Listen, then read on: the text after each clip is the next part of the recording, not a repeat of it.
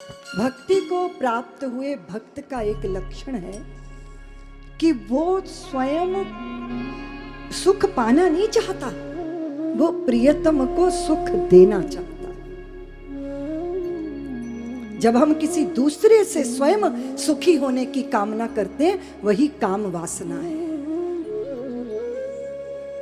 जब हम किसी दूसरे के माध्यम से स्वयं को तृप्ति के प्रयत्न करते हैं कि मैं सुखी हो जाऊं, और भक्ति कहती है कि मैं सुख दे दूं, प्रियतम को सुखी कर दूं। इसलिए वो याचक बनकर खड़ी नहीं होती।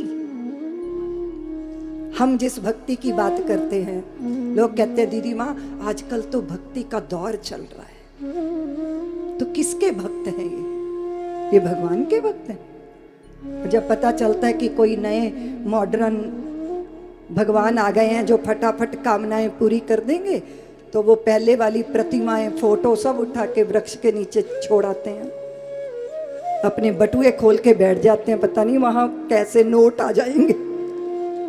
भक्ति है ये भक्ति है। स्वामी राम कहते थे इश्क एक तरफा में यूं मसरूर हो जाऊंगा मैं, राम तुम होगे क्षमा काफूर हो जाऊंगा मैं तुम्हें चाहूं तो चाहूं तुम न मुझको चाहना, तूने गर चाहा मुझे मशहूर हो जाऊंगा मैं तुम्हें देखूं तो देखूं तुम न मुझको देखना, तूने गर देखा मुझे मगरूर हो जाऊंगा मैं अगर मांगूं कभी तो कुछ ना देना तुम मुझे, वरना फिर प्रेमी नहीं मजदूर हो जाऊंगा मैं। वो जो बोझ ढो के मुआवजा चाहता है, इसलिए प्रियतम को सुख देती है चित्त वृत्ति। लो भगवान ने कहा मुझे बड़ा शिरोवेदन हो रहा है। द्वारकाधीश को शिरोवेदन हुआ। देव ऋषि ने कहा द्वारकाधीश प्रभु ये जाएगा कैसे, मेरे भक्त की रज माथे पे धर दूं तो ये पीड़ा वेदना ये दुख विकलांति श्रांत हो जाऊंगा, तृप्त हो जाऊंगा, दर्द से मुक्त हो जाऊंगा। देव ऋषि ने सब भारियाओं से पूछा, रुक्मणी से सत्यभामा से जाम, पागल हो गए देव ऋषि, हमारे पैरों की धूल भगवान के माथे पे, हमको क्या रौरव नरक में सड़ना है, हम तो ऐसी कल्पना भी नहीं कर सकते।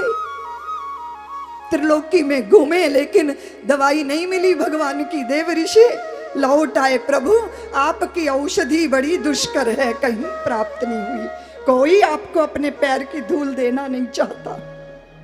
तो भगवान बोले ब्रज गए थे, नहीं ब्रज तो नहीं गया, तो जाओ ना।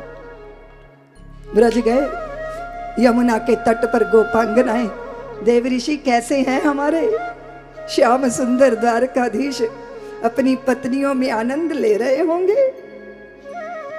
मथुरा में जाके तो कुब्जा के ही दास बन गए थे।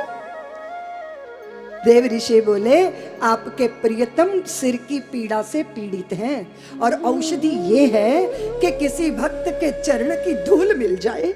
लेकिन मैं त्रिलोकी में घूमा, कोई भक्त ऐसा नहीं मिला जिसने अपने पैरों की धूल दी। आया हूं तुम्हारे पास। अच्छा, तब तक तो गोपियां बैठ गईं और पैरों की धूल झाड़ झाड़ के पोटली भर के पकड़ा दी देव ऋषि को, जाइए हमारे प्रियतम का शिरोवेदन दूर कीजिए। देव ऋषि बोले नरक में सड़ोगी, अपने पैरों की धूल दे रही हो भगवान पे माथे पे चढ़ाने के लिए। गोपांगनाएं बोली कि जन्मों जन्मों नरक की आग झेल सकती हैं, पर अपने प्रियतम की पीड़ा को स्वीकार नहीं कर सकती, उसके लिए चाहे जो कीमत चुकानी पड़े।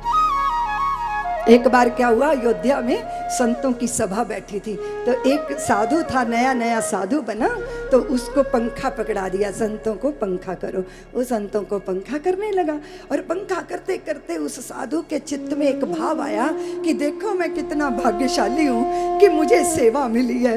और ये सोचते ही वो सुख ऐसा उसके दिल में उतरा कि अश्रुपात होने लगे, शरीर कांपने लगा, और उस गदगद अवस्था में उसका पंखा उसके हाथ से निकल गया।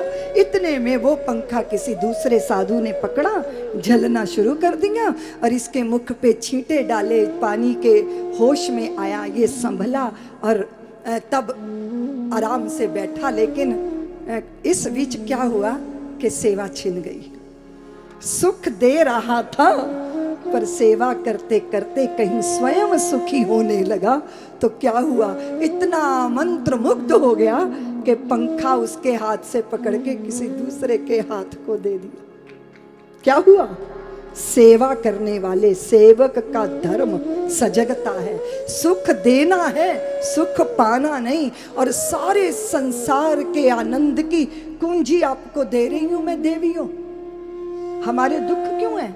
हम तो सबसे सुखी होना चाहते हैं। पति भी मेरे अनुगत हो, बहुएं भी मेरे अनुगत हो, सास ससुर भी मेरा कहना माने। मेरे को तो कोई पूछता ही नहीं, मुझे तो कोई पूछता ही नहीं। हनुमान जी की पूंछ तो पूंछ थी, हमारी कोई कम बड़ी पूंछ नहीं है, हमें कोई पूछता ही नहीं। दुख इस बात है कि हमें कोई पूछता ही नहीं। उसके घर क्यों जाऊं, उसने तो मुझे पूछा ही नहीं। अरे भैया, तुम्हारे सारे दुख जो हैं तुम्हारी कल्पनाओं के हैं, तुमने माने हुए हैं। और कदाचित यह निश्चय हो जाए कि मुझे सुख पाना नहीं, मुझे सुख, मैं सम्मान के लिए धूल नहीं छानूंगा संसार की, मैं सम्मान देने की सामर्थ्य रखूंगा। क्योंकि सम्मान वो दे सकता है जिसके हृदय में विनम्रता होती है, औदार्य होता है। और कदाचित इसी प्रकार है आनंद। ऐसी एक कथा भगवान की द्वारका में भी है। दारुक जब पंखा कर रहे थे, और मैं आपसे एक ही बात का निवेदन करना चाहती हूँ कि जीवन धन्य होता है, कृतार्थ होता है। कितनी आपने उपलब्धियां की, महत्वपूर्ण नहीं है कि तुम कितने बड़े योगी हो, तुम कितने बड़े सिद्ध हो, तुम कितने बड़े धर्म धुरंधर हो।